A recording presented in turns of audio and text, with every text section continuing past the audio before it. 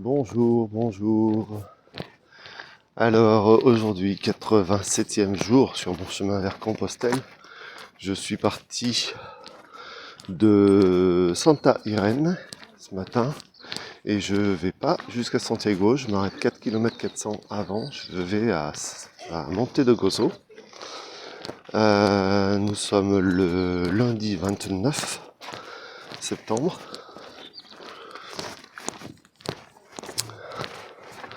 Donc nouvelle semaine pour moi. Et j'arriverai donc demain à Santiago vers 8h30 du matin sans doute, selon l'heure à laquelle je décide de me lever. Voilà, à plus tard.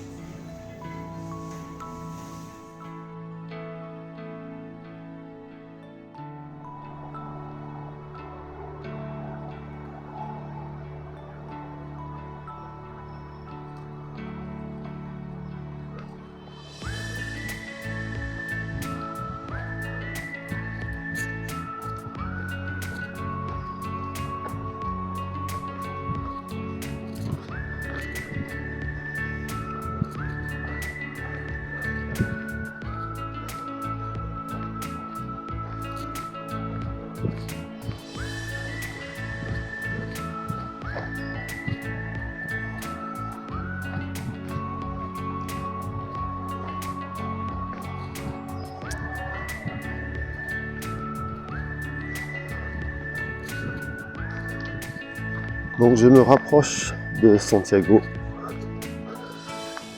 Et au fur et à mesure où je me rapproche, il y a de plus en plus de petits vendeurs, de timbres. Souvent ils proposent de timbres, non, stamp en anglais. C'est plutôt les tampons, les sceaux qu'on peut demander sur notre crédential. Et du coup, ces petits vendeurs font des seaux avec de la cire. Et ils y collent des petites breloques, des croix, des rubans, des choses comme ça. Donc il y en a de plus en plus. Et au fur et à mesure où je me rapproche de Santiago, ils vendent aussi des casquettes, ils vendent aussi des croix, des chapelets, un peu de tout. Donc, eh bien, comme partout où il y a une foule de personnes avec un certain pouvoir d'achat, il y a aussi des petits vendeurs opportunistes qui s'installent et qui proposent des choses. Voilà, donc je me rapproche de Santiago et j'imagine que ça va s'intensifier, que ça va être de plus en plus souvent. En s'approchant de Santiago, je constate aussi que les bars et cafés sont un petit peu plus chers. Les albergues à Santiago sont beaucoup plus chers, puisqu'on peut facilement avoir des lits, mais pour 2 fois plus cher que d'habitude. Enfin, facilement avoir des lits, non pas facilement, parce que c'est vite plein. Mais par contre, effectivement, c'est une question d'offre et de demande, et du coup, les lits coûtent cher. Bon, ça ne m'a pas empêché d'en trouver un pour demain soir, et c'est déjà très bien comme ça.